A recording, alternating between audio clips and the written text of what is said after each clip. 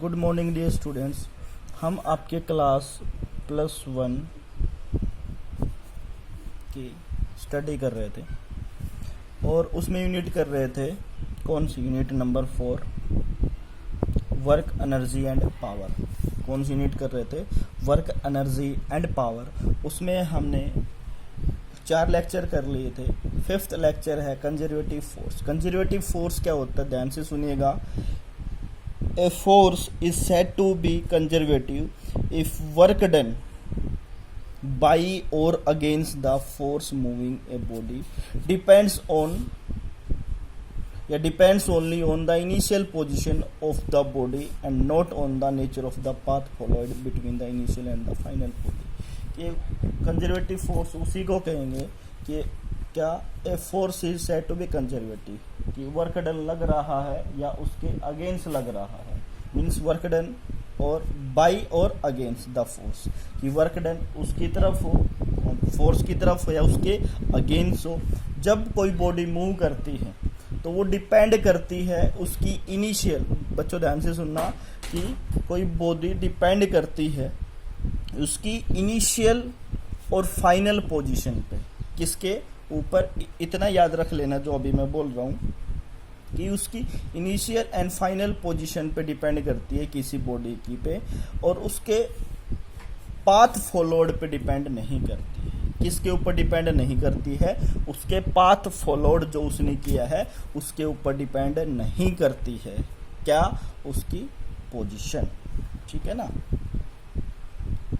ये तो हुआ आपका कंजर्वेटिव फोर्स। क्या हुआ? Conservative force.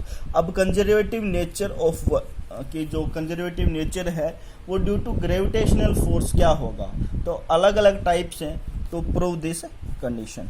तो फर्स्ट है, फिर सेकेंड करेंगे, थर्ड, फिर फोर्थ करेंगे। फर्स्ट क्या है? Let us calculate amount of work done against the gravitational force. क्या कैलकुलेट करेंगे? कि जो amount of work done gravitational force के अगेंस्ट लग रहा है। मीन्स आना किस तरफ चाहिए? नीचे की तरफ, लेकिन वो लगेगा कहाँ? ऊपर की तरफ। ठीक है ना। ग्रेविटेशनल फोर्स अर्थ में होता है तो ऊपर से नीचे की तरफ होता है, इसमें कहाँ लगेगा? नीचे से ऊपर। Let us calculate amount of work done against gravitational force in moving a body of mass m through a height ab। देखो बच्चों, प्यारे बच्चों, a एक बॉडी है, उसका मास m है, b बॉडी है, उसका मास m है, लेकिन उसका जो वर्क डन हो रहा है वो a से b है। ठीक है ना। वर्क डन या जो फोर्स लग रहा है वो a से b है। ठीक है ना। अभी to being raise vertically upward force, जो फोर्स है वो अपवर्ड की तरफ। आपको पता है फोर्स क्या होता है? Force is equal to ma, लेकिन a क्या होता है? एक्सक्रेशन ड्यू टू ग्रेविटी, तो फोर्स क्या हो गया? mg। ठीक है ना। और वर्क डन क्या होता है बच्चों? वर्क डन होता है फोर्स इनटू डिस्टेंस। s क्या है? Sorry, force into displacement. ठीक है। Force into displacement. जब डॉट को हम रिमूव करेंगे तो कोस थीटा आ जाएगा। तो फर्स्ट वर्क डन निकालेंगे। फोर्स क्या है? mg। s क्या है? ये हाइट है। s क्या है? ab की हाइट है।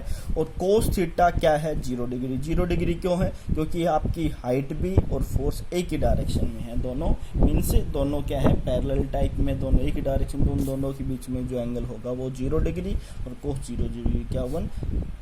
ठीक है। तो W1 क्या आ गया? mg। मीन्स कहने का मतलब क्या है कि जो फोर्स फर्स्ट लगा है, जो कौन सा फर्स्ट फोर्स लगा है या जो फर्स्ट वर्क डन हुआ, उसकी वैल्यू क्या आ गई है? mg। जब आपका वर्क डन के अगेंस्ट क्या लग रहा था? फोर्स लग रहा था। मीन्स ग्रेविटेशनल के अगेंस्ट फोर्स लग रहा था। ठीक है ना।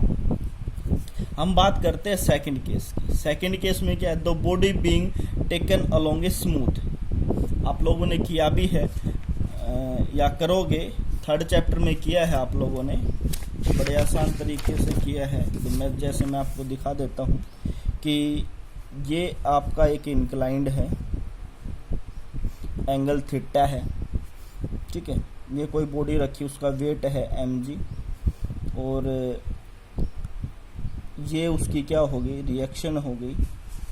ये उसकी रिएक्शन हो गई। ठीक है। उसको बैलेंस करने के लिए mg sine theta cos theta. mg जो था वो 2 कंपोनेंट में ब्रेक हो गया। किस में? एक तो एम जी ये theta M G cos theta और दूसरा M G sine theta. M G sine theta एक फोर्स एफ है। तो ये कंपोनेंट यहाँ आपको बताया गया है, ठीक है।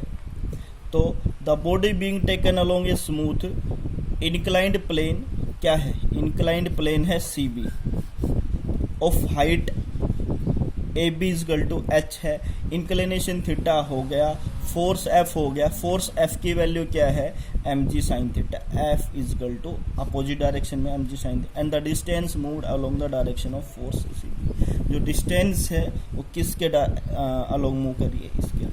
तो वर्क डन क्या हुआ F dot C B, C B क्या है कि डिस्टेंस हो गई है, तो एफ डॉट सी बी, तो एफ और सी बी का डॉट क्या हो जाएगा कोस जीरो, कोस जीरो क्या होता है 1, तो क्या हो गया एफ की value M G sine theta और कोस जीरो तो 1 हो गया, और सी बी का सी बी। अब साइन थीटा क्या होगा, साइन थीटा के सामने परपेंडिकुलर ये बेस और ये हाइपोटेन्यूज, तो साइन थीटा क्या होगा पी अपॉन एच, और पी कितना है एच, और या पी की वैल्यू क्या है ए बी, और एच कितनी है सी बी, तो A B upon C B, A B upon C B से C B cancel, A B क्या थी एच, तो W2 भी क्या हो गया एम जी एच आ गया, मीन्स W1 भी और W2 भी की वैल्यू आ गई M G H. Third case है, थर्ड एग्जाम्पल के थ्रू हम कैसे करेंगे, the body is being taken through same height A B, एक बॉडी है ये रही सेम हाइट है, और जैसे हमारे स्टेयर्स होते हैं पैड़ियाँ होती हैं घरों में, तो उस प्रकार से स्टेयर्स बनाई हुई हैं over a staircase, let N step of each vertical, vertical में क्या है आपकी एन स्टेप है, and the horizontal x, vertical जो हाइट है वो एच डैश है, मीन्स जो ऐसे हाइट है स्टेयर्स की वो एच डैश है, ऐसे विड्थ जो है वो एक्स है, टोटल हाइट एच है। अब देखो n स्टेयर्स है तो n बाहर ले लिया है, अब h डैश हाइट के अलोंग क्या होगी आपकी एम जी एच डैश और कोस थीटा 0 डिग्री, क्योंकि वर्टिकल में है दोनों चीजें, ये भी और उसका जो फोर्स लग रहा है वो भी क्या है, वो भी क्या है आपका वर्टिकल में ही है, ठीक है। और दूसरा जो एम जी एक्स क्या है, ये स्टेयर्स जो है जो हॉरिजॉन्टल में है उसकी विड्थ है, और उसके लिए एंगल क्या हो गया परपेंडिकुलर हो गया 90 डिग्री, तो M G H dash cos 0 degree, M G X cos 90 degree, तो एम जी ये तो क्या हो जाएगा 0, क्योंकि कोस 0 90 0, तो बचा क्या पर cos 0 1, M G H dash into N, और एन इंटू एच डैश क्या हो गया एच कैपिटल एच भी, ये टोटल एन थी, ये स्टेयर्स एन थी, और एच डैश इसकी हाइट हो गई, तो एन इंटू एच डैश क्या हो गया एच, तो W3 की वैल्यू क्या आ गई यहाँ से एम जी एच, ठीक है। फोर्थ पार्ट है कि the body being carried, the body being carried, fourth condition है हमारी क्या है कि जो body being carried by, body being carried by through same height पे हो गई है, एनी आर्बिट्रेरी, कोई भी आर्बिट्रेरी आपके पास जिगजैग जो पाथ होता है इस प्रकार से, जो जिगजैग पाथ होता है वो ऐसे होता है कोई भी, या फिर ऐसे कोई भी हमने आर्बिट्रेरी जिगजैग पाथ ड्रॉ कर दिया, the path can be suppose to a made up of large number of infinitely small horizontal displacement dx and vertical dh, कि जो आर्बिट्रेरी पाथ बना है वो बहुत सारे छोटे छोटे स्मॉल हॉरिजॉन्टल डिस्प्लेसमेंट dx ये हो गई, जो हॉरिजॉन्टल डिस्प्लेसमेंट तो स्मॉल से वो बना है, और वर्टिकल में जो डिस्प्लेसमेंट है dh उन दोनों से स्मॉल से बना है, तो वर्क डन क्या होगा एम जी, हाइट क्या हो गई dh, और ये क्या थी h, ठीक है। स्मेशन है ये M G H D H, summation mean sum से बना है, सम किन का dh से, और ये स्मेशन dx से बना है, तो कोस 90 हो गया कोस 90 0, और कोस 0 क्या हो गया 1, तो स्मेशन dh क्या बन जाएगा h बन जाएगा, तो W4 क्या गया है mgh। इसका मतलब क्या हुआ कि जो हमने 4 एग्जाम्पल लिए, we find that W1 W2 W3 W4 is equal to mgh, चारों की वैल्यू क्या है सेम है, क्या है वैल्यू सेम है बच्चों, तो work done is in the same what ever, जो वर्क डन होगा वो सेम होगा, path followed by given initial and final position पे, नोट ऑन द उसके नेचर ऑफ पाथ फॉरवर्ड, ठीक है ना। इनिशियल और फाइनल पोजीशन पे होगा, जैसे हमने अभी चारों में प्रूव किया है। तो this establish that gravitational force is conservative, तो इसी एस्टैब्लिश से जो फोर्स होगा वो आपका कंजर्वेटिव फोर्स होगा। तो thank you, have a nice day. आज के लिए जो कंजर्वेटिव फोर्स पड़ा है उसको स्टडी कीजिएगा और वीडियो को पॉज करके नोट्स बनाइएगा। Thank you, have a nice